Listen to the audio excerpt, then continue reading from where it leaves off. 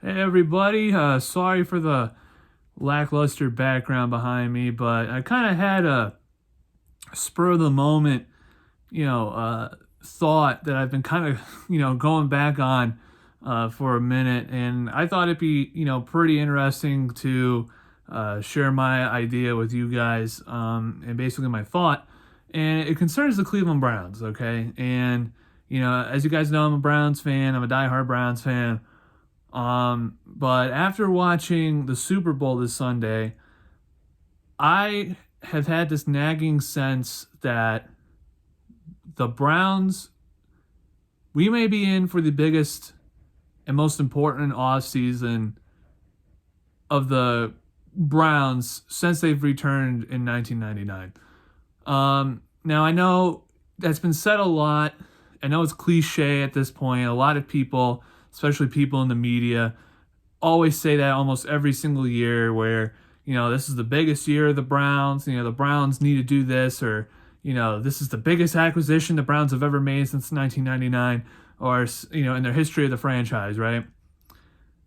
But I feel like this year there's something different about it. And I know the last time that we had the quote unquote biggest, off season, it was the biggest off season in Browns history. It was like 2018 or 2019 when we got Odell, in that trade with the Giants, and we got Olivier Vernon, Sheldon Richardson, all those guys. But I think this year something's different about this year. And I don't think, not necessarily in a good way, in my opinion. I don't think it's a good feeling to have. I just feel like there's a lot of pressure right now on both Kevin Stefanski and Andrew Berry to get things right. I feel like there's a lot of pressure outside of the team coming from, fans, content creators like me, Quincy Carrier, Chef, I forget his name, but he's on TikTok all the time, does tremendous content over there. I'll put his thing in the description. I apologize, it's not off the top of my head right now. But they do so many good content, so much good content about the Browns, and we're putting a lot of pressure on this team. But for the first time in, I would say, Kevin Stefanski and Andrew Berry's tenure, I would say there's a lot of internal pressure on each other. Now that you've got a brand new defensive coordinator, all the excuses with Kevin Stefanski and Andrew Berry are out the window right now. I think that's what is so striking now, is that if Andrew Berry misses on another draft class, he's looking at the hot seat, right? If Kevin Stefanski cannot turn the ship around after missing the playoffs the last 2 years after making it for the first time in 18 years, he's probably either going to be fired or he's going to be really, really, really, really on the hot seat. And, they finally have gotten he has no more excuses. And that is what I feel like is the main thing. They don't have a lot of excuses anymore, because 2021, they blamed it all on Baker, which, granted, Baker brought it on himself with playing through the injury and throwing the team under the bus multiple times. Now, in 2022, you got rid of Joe Woods, which was a couple years overdue, in my opinion, but you've got a proven winner, a Super Bowl champion defensive coordinator in Jim Schwartz. I feel like this is all Stefanski. It's either nut up or shut up for Stefanski and Berry this year. And I feel like that one is the most concerning to me, because say it doesn't go right. Something happens, right? Where, the Browns are 3-6 again, and we have to claw our way back into the playoff picture. I don't know if Stefanski makes it past the season if that's the case, right? But I think, I'm sorry about the horrible camera work here. I'm sorry, but I feel like there's one person that this all hinges on, and that's Deshaun Watson. And after what we saw last year, the last 6 games of the season, was he consistent? No. Was he the same person as he was in Houston? No. Were there flashes of brilliance that were there? Yeah, there were. There were flashes. The only problem is, after not playing football for 700 days, he was very rusty, okay? He was very rusty, and you kind of have to wonder mentally, is Deshaun Watson the same player that he was back in his tenure in Houston? Or is the emotional and psychological drain of what he has been accused of, what he has had to go through with, all these different court settlements, these hearings, these depositions, these lawsuit payments. I mean, and the negative press, especially the negative, attention towards him definitely is going to be tough. So I think that's an area of concern that people need to think about more. Can Deshaun Watson come back mentally stronger, mentally better? Can he just come back and be that same player who passed for 4,800 yards and 35 touchdowns and all that?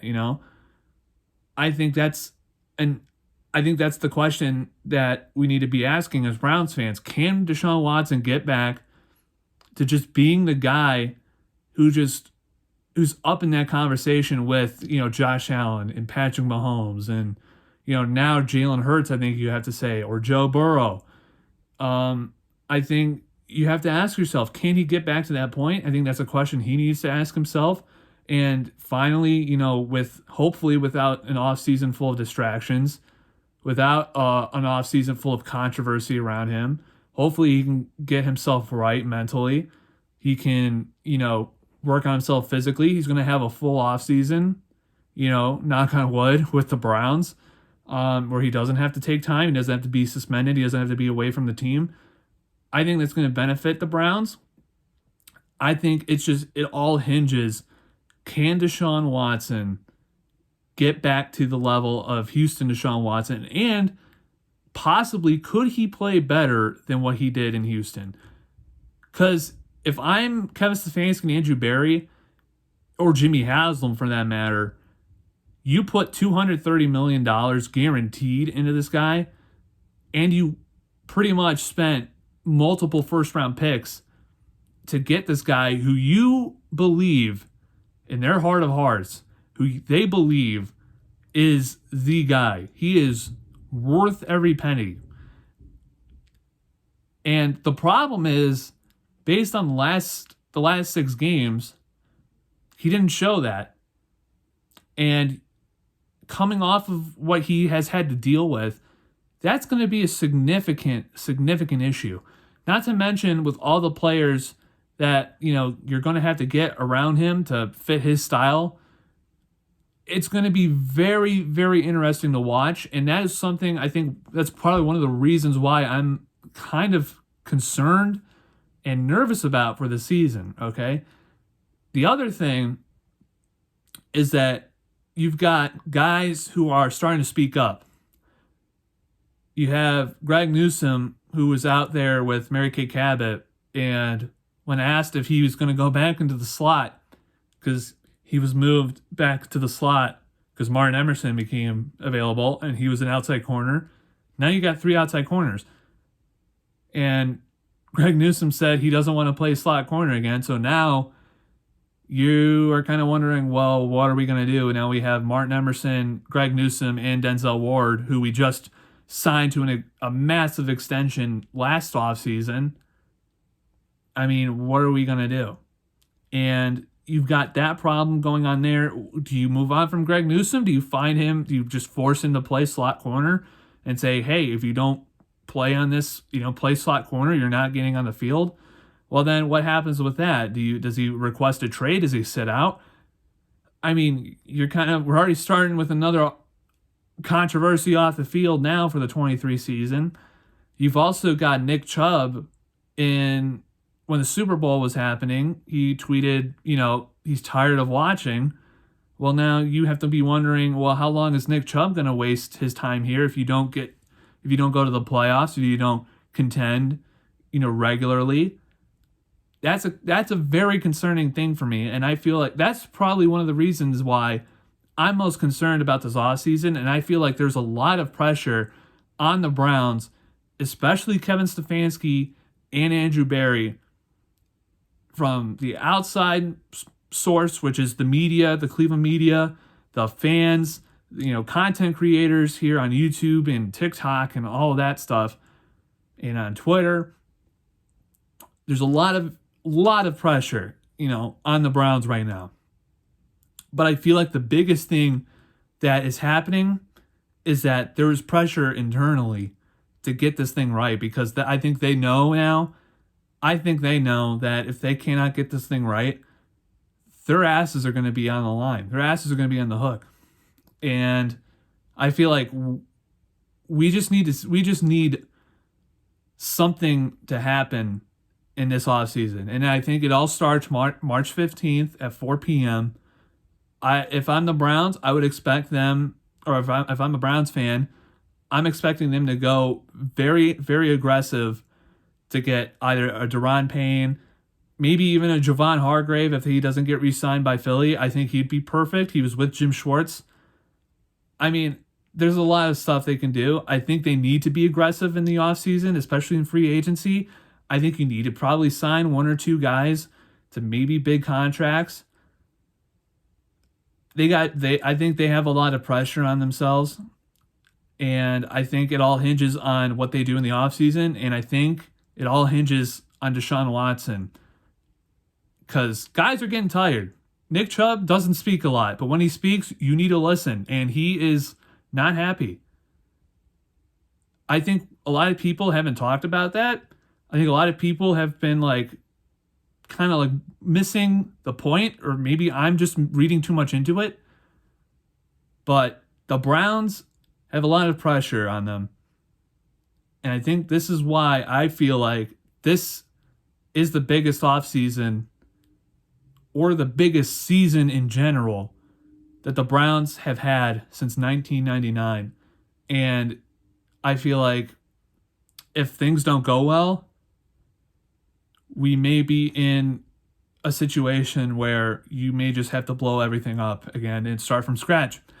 And I don't want to do that, because you have 3 perennial Hall of Famers on this team.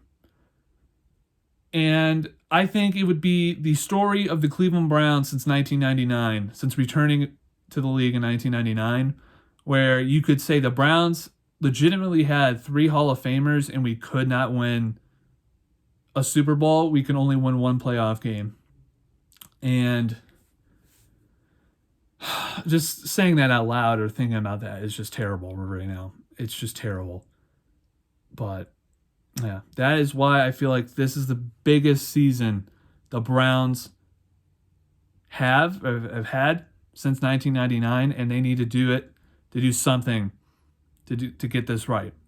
But anyways, guys, anyway, guys, let me know what you guys think down in the comments below. If you're a Browns fan, do you agree with me? Do you think it's the biggest season since 1999? Are you guys in the same boat as me? Let me know your comments down in the comments section below. If you are new, hit the like button. Subscribe if you are new. We're trying to get to 1,000 subscribers. We're slowly but surely getting there. And we would love to have another one join the community here. But yeah, I will be posting more videos, guys. We're going to be talking about the free agency period here coming up just under a month. NFL draft talk. We're going to be doing some draft stream when the draft comes out here in late April. A lot of stuff is going to be happening. And I'm also going to be doing a lot of Cavs stuff too, especially since the season's winding down. We're going to get closer to the playoffs, so I'll be doing a lot more Cavs talk. I know I've been severely slacking on Cavs videos, and since we're going to be going to the playoffs here, barring anything too significant, I'll be doing a lot more videos on them. But I'll see you guys all in another video. Thank you guys for watching, and hopefully you guys have a good rest of your night. Take care.